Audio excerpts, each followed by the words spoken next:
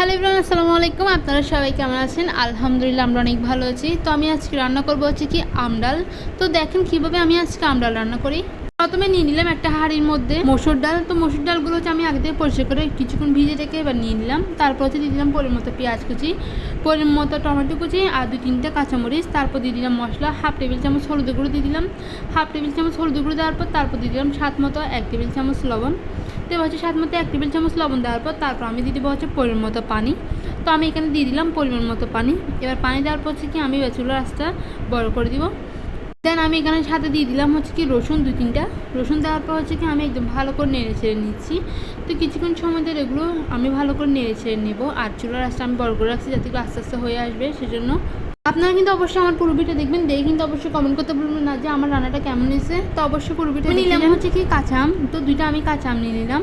এবার কাঁচা আমগুলো নেওয়ার পর হচ্ছে গেলে আমি একটু ভালো করে ছিলে নিব, ছিলে ভালো করে পরিষ্কার করে কেটে নিব। তো দেখতেছেন আমি একবার ভালো করে ছিলে একদম কেটে দিয়ে পরিষ্কার করে একটা বাটির মধ্যে নিয়ে নিলাম।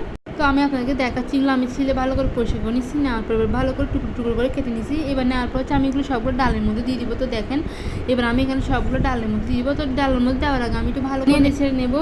তো ভালো করে নিয়েছি নিশ্চিত। তো দেখতেছেন আমি একটা কাঠির সাহায্যে ভালো করে এগুলো একদম ভালো করে মিক্স করে নিচ্ছি। তো দেখতেছেন একদম ভালো করে নিয়েছি, ভালোভাবে মিশ্রণ করে নিচ্ছি। তো এবার আমার নাড়ানো শেষ তো হয়ে গেলে এবার হচ্ছে আমি এটা একটু ভালো করে একটু ঘুরিয়ে নিচ্ছি। নেওয়ার পর হচ্ছে আমি চুলার আঁচটা মিডিয়াম করে রাখছি। তো মিডিয়াম আঁচের মধ্যে এগুলো আমি আস্তে আস্তে হয়ে যাবে। তো এবার আমি দিয়ে দিলাম আর একটু বেশি পানি, যেহেতু এগুলো ডাল রান্না করতেছি। তো পানি দিয়ে দিলাম পরিমাণ মতো। পানি দেওয়ার পর এবার হচ্ছে আমি আগে থেকে যে আমগুলো কেটে ধুয়ে পরিষ্কার করে নিচ্ছি এবার আমি সবগুলো আম ডালের মধ্যে দিয়ে দিলাম। এবার দেওয়ার পর হচ্ছে কি আমি আর একটু ভালো করে নেড়ে চেড়ে মিশিয়ে নিচ্ছি। তো দেখতেছেন একদম ভালো করে নেড়ে চেড়ে মিশিয়ে নিচ্ছি। এবার হচ্ছে কিছুক্ষণ সময় জন্য আমি ঢাকনা দিয়ে ডেকে রাখবো। ঢাকনা উঠিয়ে আমি আর একটু ভালো করে নেড়ে চেড়ে নেবো। তো এভাবে কিছুক্ষণ চুলার মধ্যে রেখে দিব, আস্তে আস্তে আমার আম ডাল রান্নাটা হয়ে আসবে। আমার আম ডাল রান্নাটা কিন্তু এখানে শেষ না, আমি এবার হচ্ছে আরেকটা চুলার মধ্যে বসে দিচ্ছি হচ্ছে কি ফ্রাই প্যান।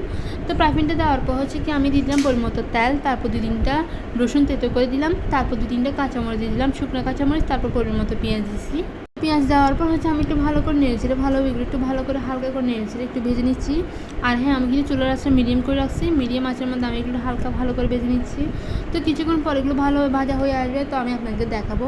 অবশ্যই কিন্তু পুরো ভিডিওটা দেখতে যান, দিয়ে কিন্তু অবশ্যই কিন্তু কমেন্ট করতে বলবেন না। তো দেখতেছেন একদম ভালোভাবে ভাজা হয়ে আসছে।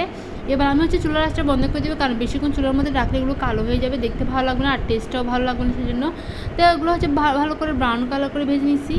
আমি সবগুলো দিয়ে দিলাম হচ্ছে ডালের মধ্যে, দেওয়ার পর হচ্ছে একটু ভালো করে নেড়ে ছেড়ে নিচ্ছি। তো এইভাবে হচ্ছে আমার রান্নাটা এখানে কমপ্লিট হয়ে গেছে। এবার আর কিছুক্ষণ রেখে দিব আর চুলার মধ্যে, তারপর আস্তে আস্তে আমার আম ডাল রান্নাটা কমপ্লিট হয়ে আসবে। তো আমি নেড়েছি আপনাদেরকে দেখাচ্ছি, এটা হচ্ছে আমার রান্নার ফাইনাল লুক। আমার রান্না কিন্তু এখানে শেষ, আমি চুলার আঁচটা বন্ধ করে দিচ্ছি। ভিডিওটা হচ্ছে এই পর্যন্ত। সবাই ভালো থাকবেন, সুস্থ থাকবেন। আল্লাহ হাফেজ, টাটা, বাই বাই।